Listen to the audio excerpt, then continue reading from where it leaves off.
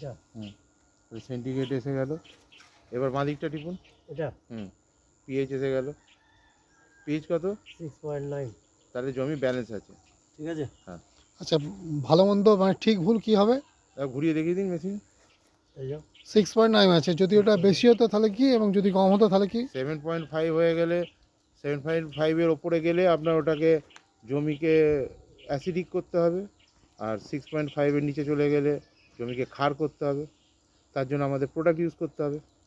এই জমি পোর্ট হয়েছে, জমিতে AG9 ইউজ করার পর আপনাদের ছবি ভিডিও নেক্সট ভিডিওতে দেখাবো।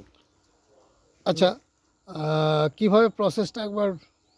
প্রসেসটা হচ্ছে এই জমিটাতে জল দেওয়ার আগে AG9 30 ml করে স্প্রে করতে হবে, এবং স্প্রে করার 7 থেকে 10 দিনের মাথায় এই জমি যেগুলো গাছগুলো আছে ঝাঁপ নেবে।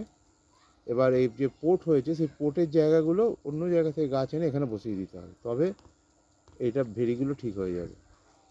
পোর্ট পোর্ট ব্যাপারটা একটু পোর্ট মানে হচ্ছে গাছের, দেখুন দুটো গাছের মধ্যে ডিফারেন্স, মাঝের গাছগুলো মরে গেছে, গাছগুলো বেরোয়নি। পোর্ট হয়েছে। পোর্ট হয়েছে। Thank you sir. শুনলাম চলে আসুন।